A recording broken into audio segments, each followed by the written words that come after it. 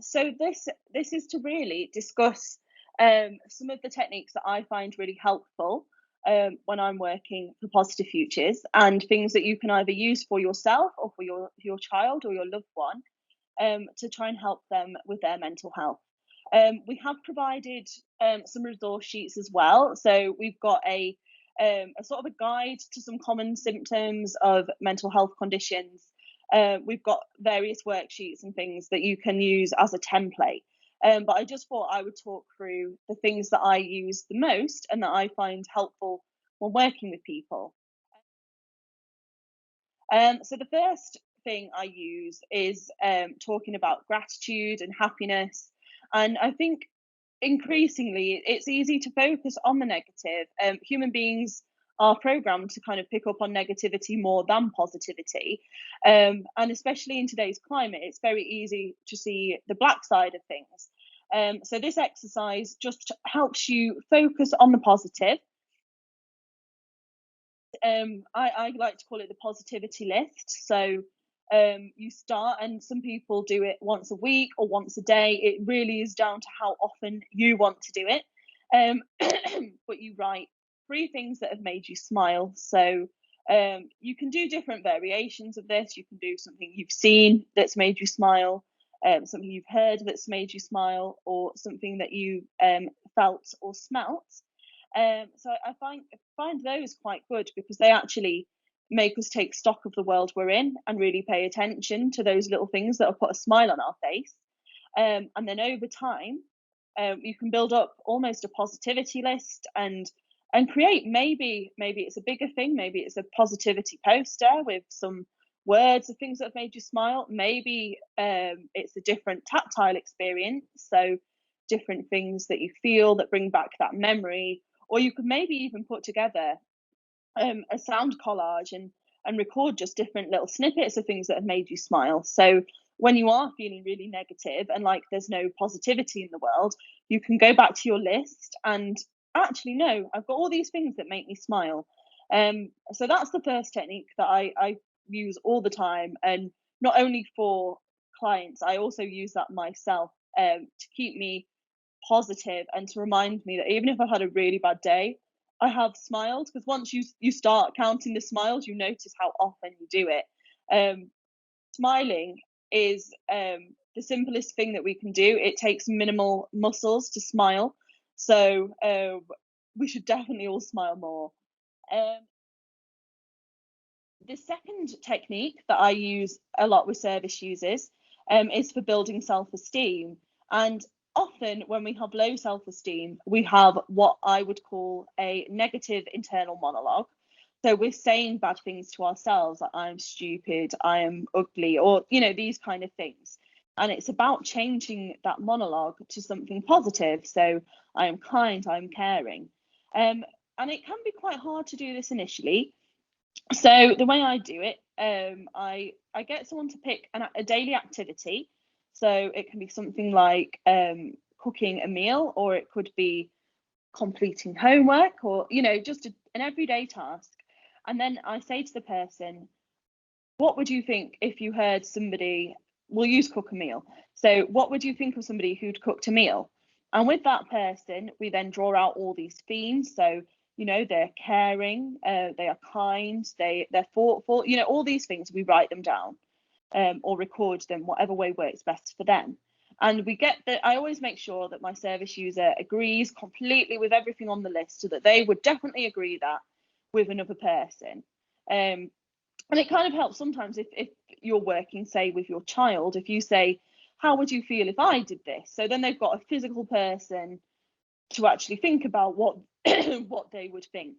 So once we've got this list of positive words and these positive adjectives, then we switch it. And instead of saying a person who cooks is, we say, when I cook, I am, and kind, caring, thoughtful. So they begin to build up this list of positive words. And every day, then, once we've got this list, I tend to pick 5 different daily activities, so we can start to build up lots of different words and have some really positive thoughts surrounding them. And once we've got these word lists, then I tell a person to read that list every day or listen to that list every day, and actually say out loud, I am kind, I am caring, I am thoughtful.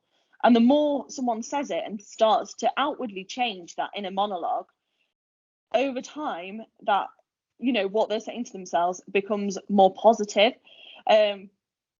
And again, I've used this technique on myself. So way back, I had to use it to kind of change my negative thinking, to kind of put to rest some of those negative things I thought about myself and change my inner monologue to something positive. So even if something negative happens, that's okay, because I know that's a situation. My monologue internally is still saying I am, a plethora of positive things. So that's my second technique.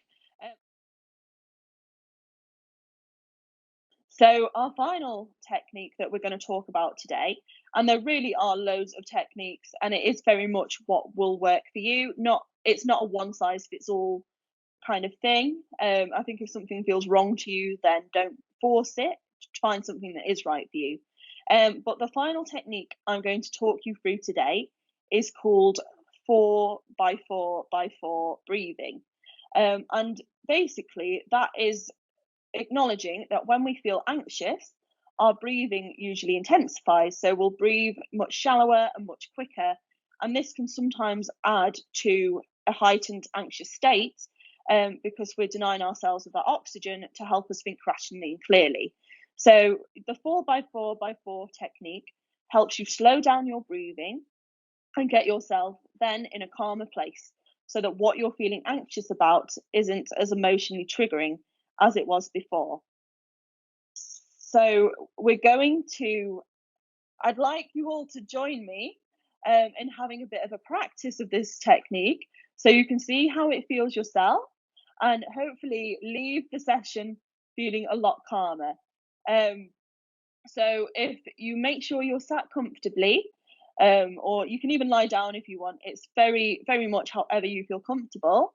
And we're just going to breathe in, 2, 3, 4, hold, 2, 3, 4, breathe out, 2, 3, 4, breathe in, 2, 3, 4, hold, 2, 3, 4, breathe out, 2, 3, 4, breathe in, 2, 3, 4, hold, 2, 3, 4, breathe out, 2, 3, 4, breathe in, 2, 3, 4, hold, 2, 3, 4, breathe out, 2, 3, 4, breathe in, 2, 3, 4, breathe out, hold, 2, 3, 4, breathe out,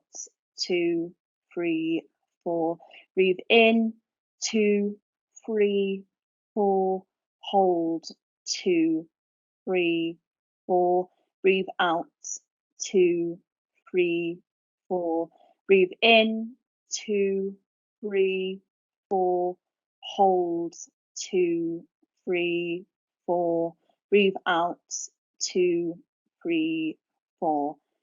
So obviously do this technique for as many or as few times as you want. I hope you're leaving the session today feeling a little bit calmer, and like I say, we've got resources for all of the techniques I've discussed. So have a good rest of your day and take care.